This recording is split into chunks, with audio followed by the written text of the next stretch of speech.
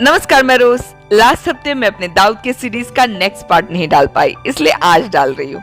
आप लोग भी सोच रहे होंगे कि क्या रोज और कितने दिन मैं और आप लोगों के ऊपर ज्यादा जुल्म नहीं ढाऊंगी। आज डेविड के सीरीज का ये लास्ट वीडियो है। मुझे आज बहुत सारा टॉपिक कवर करना है, इसलिए आज का स्टोरी थोड़ा फास्ट फॉरवर्ड होगा। जिन्होंने ये सीरीज अभी तक नहीं देखा है उनसे रिक्वेस्ट करती हूँ कि जरूर देखें। मैं इसका प्लेलिस्ट वीडियो के लास्ट में एंड स्क्रीन में डाल दूंगी। चलिए तो शुरू करते हैं। लास्ट पार्ट में हमने देखा कि दाऊद जमीन पर पड़ा उसे जिलाने की दुआ मांग रहा है जिसे खुदा मारना चाहता है। दाऊद को पता है परमेश्वर दयालु है, उसने देखा है यहोवा ने उसे माफ कर दिया है। आप दाऊद के रिपेंडेंस को बीट नहीं कर सकते, मगर इस बार उसने दुआ मांगा मगर उसे कोई उत्तर नहीं मिला। ये वही दाऊद है जिसने एक पत्थर से गोलियात को मार गिराया था। वो अभी जमीन पर पड़ा है। 7 दिन प्रभु के सामने रोकर दुआ मांगने का स्ट्रेस बहुत होता है, स्पेशली जब आप उसे बचाना चाहते हो जिसे ऊपर वाला मारना चाहता है। दाऊद एक्सटर्नल फाइट्स में बहुत अच्छा था। उसके सामने जायंट को खड़ा कर दो वो उसे मार डालेगा, एक बड़ी आर्मी दे दो वो उसे तबाह कर देगा, शाऊल को वो उसे हैंडल कर लेगा। मगर तब क्या करे जब आपका सबसे बड़ा दुश्मन बाहर नहीं है। आप लोग भी समझते होंगे ना, बाहर से कुछ भी आ जाए मैं लड़ लूंगी, मगर जब लड़ाई खुद से होती है तब डर लगता है। कैसे ऐसी लड़ाई जीतूं जिसमें दुश्मन खुद मेरे अंदर ही है। रियल लड़ाई तो आपके दिमाग में चलता है, आपके सर्कमस्टेंसेस में नहीं। आप बाहर के सर्कमस्टेंसेस में बड़े वीर होंगे, मगर दिमाग की लड़ाई में जब कोई किसी परेशानी में फंसे हो तो आप उसे सलाह दे सकते हो, मगर जब बात खुद की लाइफ की आती है तो अपने वेपन को उस पर मत गवाओ कि लोग क्या सोचेंगे, क्योंकि लोग क्या सोचेंगे ये मैटर नहीं करता है। आप खुद के बारे में क्या सोचते हो ये डिसाइड करेगा आपका डेस्टिनी। लोग क्या बोलते हैं इससे आप नहीं हारोगे, मगर आप खुद से क्या बोलते हो इससे आप हारोगे। ये तो आपका दिमाग है जहां युद्ध चल रहा है।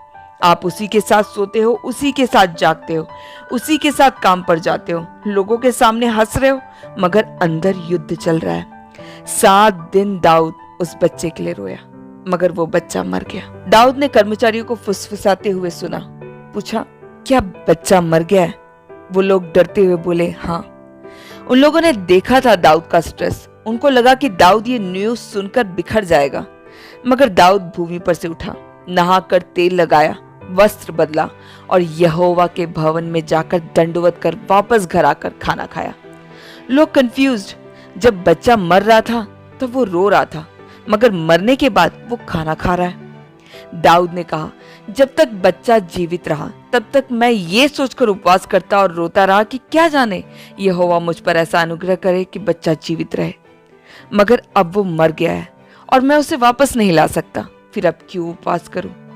दाऊद ने आगे बढ़ने का ठान लिया। माना आप जिसके लिए इतना दुआ मांग रहे थे, रो रहे थे, वो आपके हाथ से निकल गया। हिम्मत ना हारे, आगे बढ़े। दाऊद और बतशेबा को अब फिर से एक बेटा होता है जिसका नाम सुलेमान रखा गया, जो यहोवा का प्रिय हुआ और यहोवा ने उसका नाम यदीदा रखा। मगर इसके बावजूद भी दाऊद को अपने पाप का, अपनी गलती का मोल भरना ही पड़ा। जैसे कि नबी नातान की भविष्यवाणी थी कि तलवार तेरे घर से कभी दूर ना होगी, और इस तलवार के बलि उसका खुद का बेटा अम्नोन को चढ़ना पड़ा, जिसको दाऊद के ही बेटे अबशलोम ने मारा। अम्नोन दाऊद का सबसे बड़ा बेटा था, एक्चुअल में जिसे दाऊद का सक्सेसर होना था, मगर उसने अपनी ही हाफ सिस्टर अबशलोम की बहन का रेप किया। मगर दाऊद ने चुप्पी रखी। जब आपने खुद कोई गलती कर रखी हो तो अपनों की गलती पर आप ज्यादा बोलते नहीं हो, क्योंकि गिरना क्या होता है आप खुद भी जानते हो। मगर दाऊद की चुप्पी अम्नोन पर भारी पड़ी। उससे मार अबशलोम अपने नाना के घर गशूर चला गया। दाऊद ने जैसे अपने 2 बेटों को खो दिया। दाऊद बहुत दुखी हो गया। एक तरफ अम्नोन के मौत का दर्द तो दूसरी तरफ अबशलोम के बिछड़ने का गम। योआब जो कि आर्मी कमांडर चीफ और दाऊद का रिलेटिव भी था, उसने दाऊद का गम देखा और थोड़े ट्रिक का इस्तेमाल कर अबशलोम को वापस ले आया। मगर दाऊद ने एक कंडीशन रखा कि वो अबशलोम का चेहरा नहीं देखेगा। दाऊद ने 2 साल तक अबशलोम का चेहरा नहीं देखा। 2 साल बहुत होते हैं एक बेटे को अपने पिता से दूर करने के लिए। दाऊद अबशलोम से बहुत प्यार करता था, मगर जताता नहीं था। आप लोगों में से किसी ना किसी को ये बीमारी जरूर होगी। दिल में तो बहुत प्यार है मगर जताना नहीं आता। पत्नी की बहुत केयर तो है मगर बातों से जताना नहीं आता। बच्चों पर जान छिड़कते हो मगर जताते नहीं हो। और वो लोग ये समझ रहे हैं कि आप तो उनसे प्यार ही नहीं करते। इमोशंस को एक्सप्रेस करना जरूरी है। ऐसे प्यार का क्या फायदा जो झलकता ही ना हो। अबशलोम ने एक दिन योआब को बुलवाया और कहा, अगर पापा मेरा मुंह देखना ही नहीं चाहते तो मुझे गशूर से वापस क्यों बुलवाया? जाकर पापा से कह दो कि या तो मुझे दर्शन दे या अगर मैं दोषी हूं तो मुझे खुद ही मार डाले। योआब ने दाऊद राजा तक ये बात पहुंचाई और ऐसे पापा ने अपने बेटे को चूमा और अपना लिया। अबशलोम देखने में बड़ा ही हैंडसम था, कोई भी उससे इंप्रेस हो जाए, मगर अबशलोम जख्मी शेर था। उसने 4 साल तक पापा दाऊद के नाक के नीचे पापा से विद्रोह का षड्यंत्र बनाया।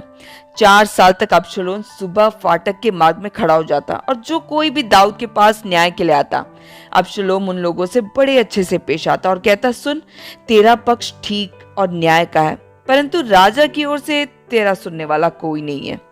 भला होता कि मैं इस देश का न्याय ठहराया जाता, तब जितने मुद्दे वाले होते वे सब मेरे पास ही आते और मैं उनका न्याय चुकाता। जो कोई भी अबशलोम को दंडवत करने आता वो लोगों को हाथ बढ़ाकर उनको पकड़कर चूम लेता। और ऐसे पापा दाऊद के नाक के नीचे अबशलोम ने इजरायली मनुष्यों का दिल जीत लिया। अब राजा बनने से अबशलोम को कोई नहीं रोक सकता था। अबशलोम ने राजा दाऊद से कहा कि मैंने यहोवा से गशूर में से एक मन्नत मांगी थी, उसे पूरा करने के लिए मुझे हेब्रोन जाना है। पापा दाऊद ने परमिशन दे दिया। उसने पहले से ही सभी गोत्रों के लोगों से कहलवा दिया था कि जब तुम लोगों को नरसिंगे का शब्द सुनाई दे तब सब लोग एक आवाज में कहना, अबशलोम हेब्रोन में राजा हुआ। दाऊद का मंत्री अहीतोपेल भी अबशलोम के पक्ष में चला गया। राजा दाऊद तक ये बात पहुंची। राजा ने अपने सभी कर्मचारियों से कहा, हमारे पास समय नहीं है, हमें अभी यहाँ से निकलना होगा। और दाऊद अपने 10 रखेलियों को भवन की चौकसी करने के लिए छोड़ गया। केद्रोन नामक नाले को पार कर राजा दाऊद का ग्रुप जंगल के मार्ग की ओर बढ़ा। कितना बड़ा ह्यूमिलेशन था। राजा दाऊद को अपने खुद के बेटे से भागना पड़ रहा था।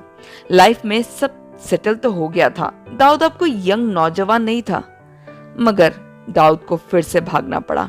दाऊद जैतून के पहाड़ पर नंगे पांव रोता हुआ चढ़ने लगा। राजा बदरिम पहुंचा तो शाऊल का एक कुटुंबी शिमी दाऊद के पीछे पीछे चल दाऊद को कोसने और पत्थर मारने लगा। दाऊद के योद्धा ने कहा कि ये मरा हुआ कुत्ता मेरे प्रभु राजा को क्यों शाप देने पाए? आप एक बार आज्ञा तो दो, मैं इसका गला काट दूंगा।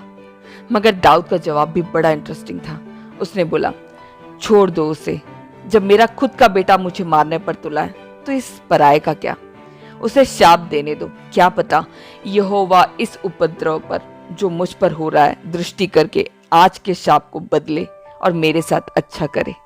एक साइड से अबशलोम अपने सेना के साथ दाऊद को मारने और दूसरे साइड से ये ह्यूमिलेशन।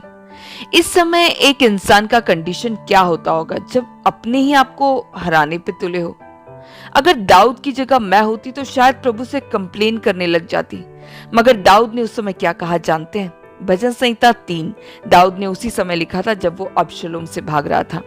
हे यहोवा, मेरे सताने वाले कितने बढ़ गए, वो जो मेरे विरुद्ध उठते हैं बहुत है।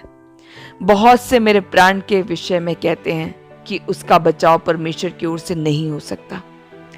ये लोग उसके बारे में बोल रहे हैं, मगर आगे सुनिए दाऊद खुद के बारे में क्या बोल रहा है। परंतु हे यहोवा, तू चारों ओर मेरी ढाल है, तू मेरी महिमा और मेरा मस्तक का ऊंचा करने वाला है। मैं ऊंचे शब्द में यहोवा को पुकारता हूं और वो पवित्र पर्वत पर से मुझे उत्तर देता है।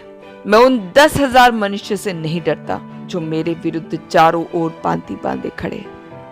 आप देख रहे हो दाऊद का परमेश्वर पर आश्रय, उसका विश्वास। हालांकि ये दाऊद के पनिशमेंट का समय था।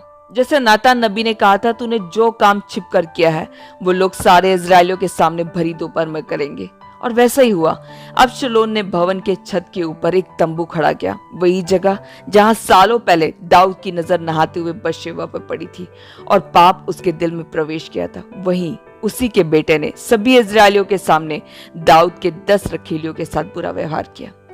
अबशलोम ने अपने मौत को नेवता दे दिया था। आर्मी चीफ योआब के हाथों से अबशलोम की मौत हो जाती है, जिसकी मौत पर दाऊद बहुत रोता भी है। हाय मेरे बेटे अबशलोम, मेरे बेटे हाय, मेरे बेटे अबशलोम, भला होता कि मैं आप ही तेरे बदले मरता। हाय अबशलोम, मेरे बेटे, मेरे बेटे। आखिर वो अबशलोम से बहुत प्यार करता था। दाऊद वापस यरूशलेम पहुंच जाता है। सालों गुजर जाता है। अब राजा दाऊद बहुत बूढ़ा हो चुका है। अबशलोम का छोटा भाई अदोनिया अपने आप को राजा घोषित करने का षड्यंत्र करता है, मगर नबी नातान बड़े ही समझदारी से राजा दाऊद को प्रॉमिस याद दिलाता है और ऐसे दाऊद और बेतशेबा का बेटा सुलेमान ही नेक्स्ट राजा बनता है। दाऊद के दूसरे बेटे सभी षड्यंत्र कर राजगद्दी पाना चाहते थे, मगर सुलेमान ने कोई षड्यंत्र नहीं किया। उसे वो मिला जिसकी उसने कभी कल्पना नहीं की थी। जो आपका है वो आप तक पहुंच ही जाएगा, उसके लिए कोई षड्यंत्र की जरूरत नहीं। और ऐसे सुलेमान को हर चीज हैंड ओवर कर, उसे ब्लेस कर, राजा दाऊद परमेश्वर के हृदय के अनुसार चलने वाला इस दुनिया से चला गया।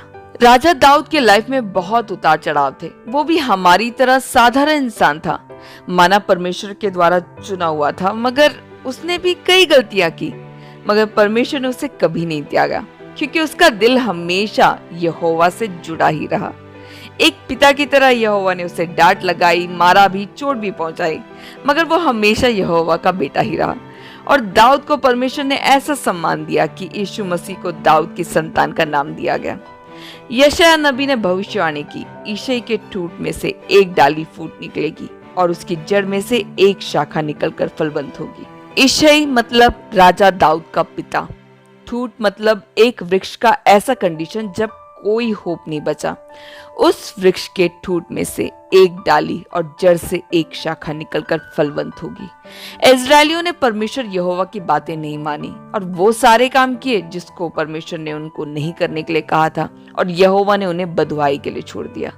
असीरियंस, बेबीलोन्स, मेडो पर्शियन, ग्रीक और अब रोमन्स।